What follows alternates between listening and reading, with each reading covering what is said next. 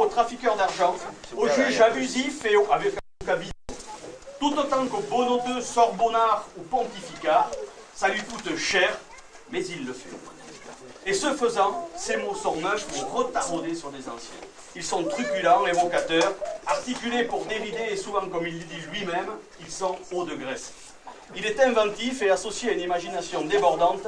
Sa compétence nourrie de botanique, de médecine, ce fut un grand chirurgien, de théologie, d'anatomie, de langues étrangères, en même temps qu'il est un des artisans de la langue française. Nourri des réflexions des philosophes anciens, comme de contes et de poèmes des siècles précédents. Tu peux dire eux, là. Eux. Et tout cela, non mais là t'as coupé encore en effet, parce que ce que je voulais dire, c'est qu'il disait tout cela sans être chiant. Voilà. Mais c'est comme ça que ça passe. Mais au contraire, à grands coups d'images fortes, de géants conviés avec des nains ou des gens de tous les jours, il provoque le rire et la détente, ce rire qui est tant bon et tellement le propre de l'homme, surtout avec un bon coup de baston. Mais il nous invite, et ça nous intéresse aussi, à ne pas nous laisser tromper sur les écorces rudes ou futiles qu'il nous propose. Il y a un dedans qu'il faut atteindre, et comme un chien avec son os, il faut aller jusqu'à la substantifique moelle, mais c'est là à chacun de s'y procéder.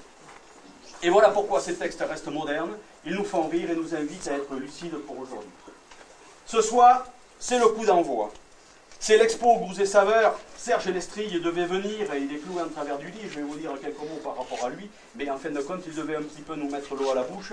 Mais on verra tout à l'heure comment on peut se glisser au travers des escaliers pour cette exposition à lire.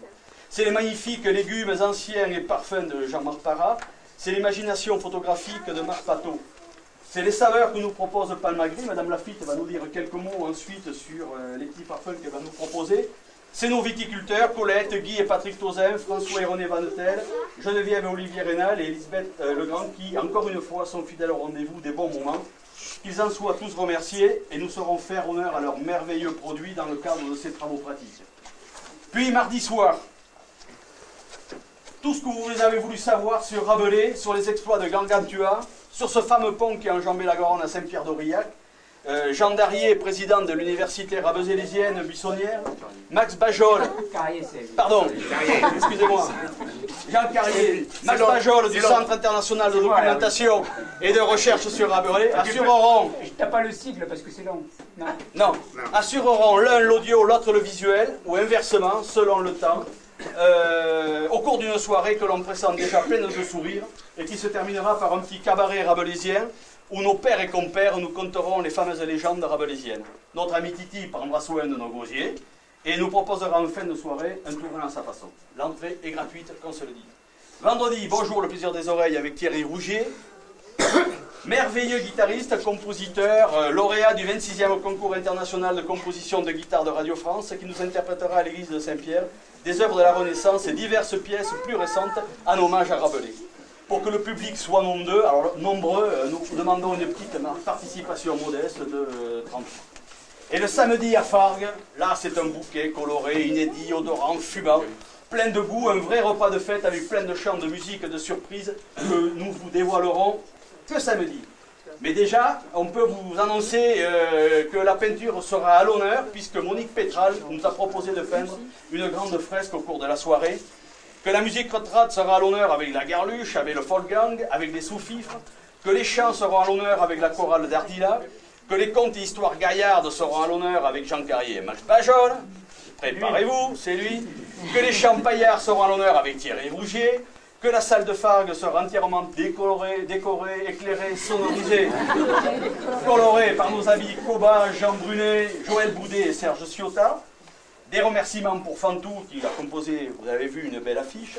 Nos remerciements à la municipalité de Saint-Pierre pour son aide logistique, à la municipalité de Fargues pour sa salle, au conseil général qui devrait nous allouer quelques subsides, au presbytère pour le prêt de l'église, et à vous tous qui allez faire le succès de cette semaine, parce que la fête n'est pas qu'un spectacle, la fête, il y convient que chacun y soit à fond. Alors, bonne fête rabelaisienne. Francis. Oui. On peut applaudir. Je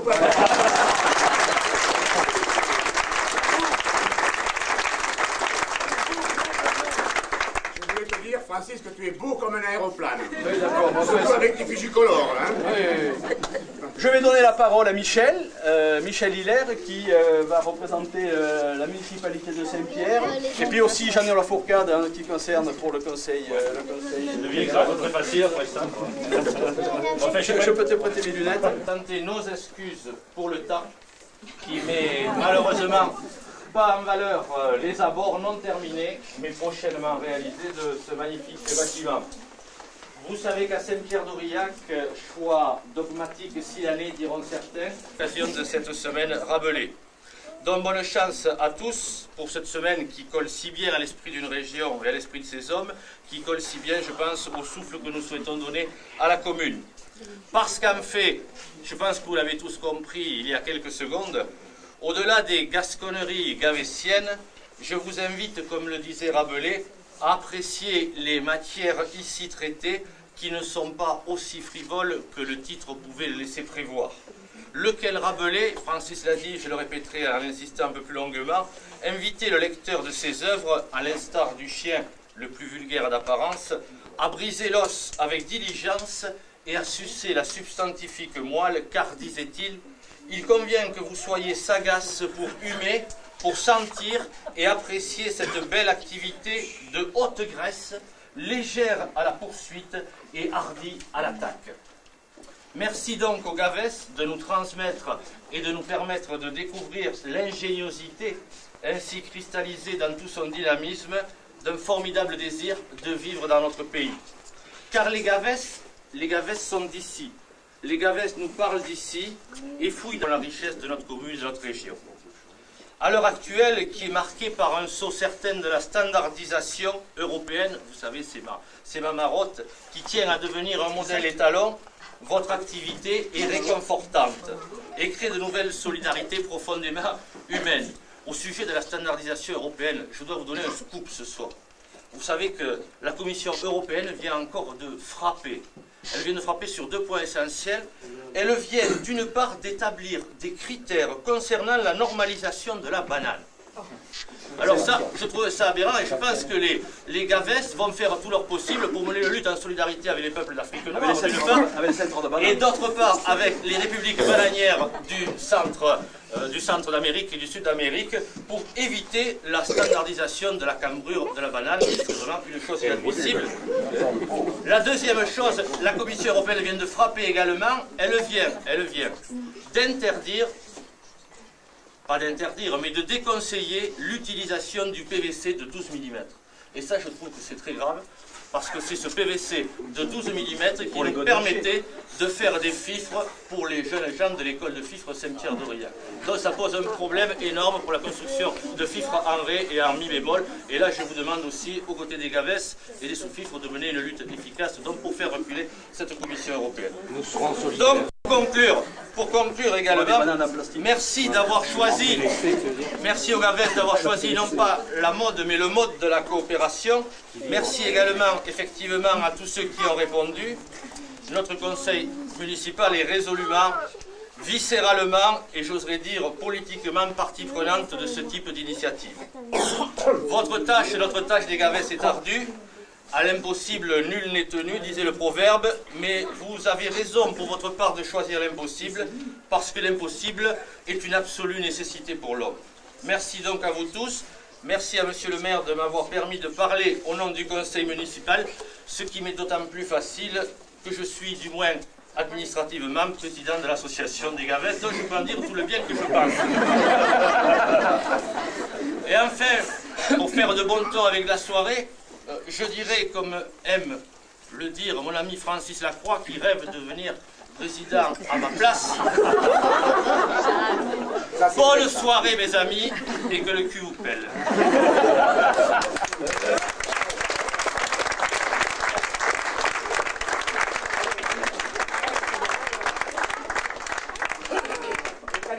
Et tu l'as fait, bon. Et Roger et Lizzy, bon. On pourrait demander à Madame Lafitte de nous présenter quand même, nous avons eu des amis qui nous ont proposé de nous faire déguster les produits, des produits régionaux. La coopérative Palmagri, que vous connaissez tous, qui est à Oros, va vous proposer du foie gras et ensuite des rillettes. Mais je crois qu'il serait intéressant de lui donner la parole pour lui dire un petit peu comment ces choses-là sont faites et comment eux, ils sont aussi amoureux des bonnes choses de la Gascogne. Qui élevons, gavons et abattons nous-mêmes nos canards. Et depuis un an, nous abattons dans un abattoir agréé à Oros. On a fait construire un abattoir. Ça pose beaucoup de problèmes, même si on arrive à les résoudre, puisque au niveau de la CEE, Michel, on est tout à fait d'accord là-dessus, on va se rejoindre. Ça coince. Donc il a fallu se mettre aux normes européennes. Voilà, alors nous sommes 30 coopérateurs, nous élevons et gavons 40 000 bêtes. Ce ne sont que des canards, toute l'année. Alors nos points de vente, on vend en principe rarement aux grossistes, parce que c'est pas là où ça sort le mieux. On essaye de vendre dans nos 4 magasins qui sont Oros, Langon, Marmande, Pessac. Et nous transformons également nos produits en conserve. Et là, bon, c'est la clientèle, le passage, et on essaye de faire connaître au maximum nos produits. Alors, ce soir, vous allez déguster du blanc de foie gras et des rillettes. En vous souhaitant un bon appétit. Merci. Merci. Alors, nos amis, vous allez également déguster des produits de nos amis viticulteurs de Saint-Pierre-d'Aurillac qui vont vous proposer des moelleux, secs et puis des rosés, mais qui aussi vont vous dire 2-3 mots un petit peu sur sa vie. Je remercie mes cours, parce que sans gel, je ne serais pas là en fait. Personne n'a entendu. Je remercie les courges et mes légumes entiers. Sans eux, je ne serais pas là. Je ne connaîtrais pas les galets. Ni Palmagri. Qu'est-ce que je suis content. Voilà. Et que le cul vous pèle. Bon alors, la table. L'exposition photographique de Marc Pateau sur l'évolution d'une pomme de terre, livre court. Et le titre, comme le dit Pierre, ça pourrait nous arriver. Alors bon, allez voir quand même, c'est une curiosité. Voilà, bon, maintenant la table est là, les verres sont là dans le coin. Place au rafraîchissement. Les photos, c'est là-bas.